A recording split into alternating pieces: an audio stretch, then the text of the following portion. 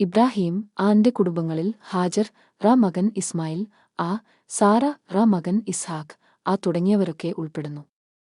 ഗുണം തേടുന്നതോടൊപ്പം ബറകത്തും അനുഗ്രഹം ചോദിക്കുന്നു. അതിന്റെ വചനം: സയ്യിദുന മുഹമ്മദ് നബിതങ്ങൾക്കും കുടുംബത്തിനും നീ ബറകത്ത് നൽകേണമേ.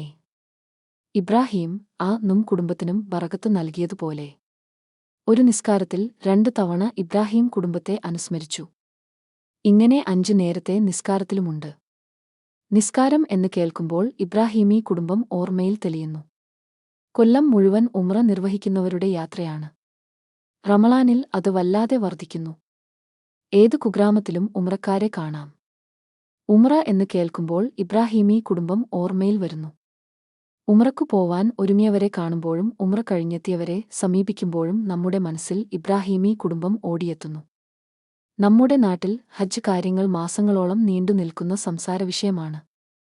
ഹജ്ജിന് പോവാൻ തീരുമാനിക്കൽ, പണം സ്വരൂപിക്കൽ, അപേക്ഷ പൂരിപ്പിക്കൽ, അപേക്ഷ അയക്കൽ, ആകാംക്ഷ നിറഞ്ഞ കാത്തിരിപ്പ്, നറുക്കെടുപ്പ്.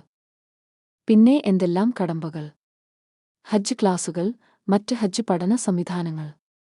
ഇപ്പറഞ്ഞ സന്ദർഭങ്ങളിലെല്ലാം ഇസ്മായിൽ നമ്മുടെ ഓർമ്മയിൽ ഓടിയെത്തുന്നു. ഒപ്പം മാതാപിതാക്കളും. നാട്ടിലെ ബലിപെരുന്നാൾ, ഉൽഹിയത്ത്, കുട്ടികൾ പോലും ഇബ്രാഹീം കുടുംബത്തെ ഓർമ്മിക്കുന്ന സുദിനമാണത്. അന്നത്തെ ഖുതുബയിലും പെരുന്നാൾ പ്രഭാഷണങ്ങളിലും മറ്റു വിശേഷ പരിപാടികളിലും ഇബ്രാഹീമീ കുടുംബം അനുസ്മരിക്കപ്പെടുന്നു. വിശുദ്ധ ഖുർആൻ പാരായണം സദാനേരവും നടന്നുകൊണ്ടിരിക്കുന്നു. ഇബ്രാഹീമീ കുടുംബത്തെ പരാമർശിക്കുന്ന നിരവധി വചനങ്ങൾ ഖുർആനിലുണ്ട്. പാരായണം ചെയ്യുന്നവരും കേൾക്കുന്നവരും ആ കുടുംബത്തെ ഓർക്കുന്നു. നമുക്ക് ഒരു ദിവസം പോലും അവരെ മറക്കാനാവില്ല, അവരുടെ പേര് അനുസ്മരിക്കാതെ വയ്യ.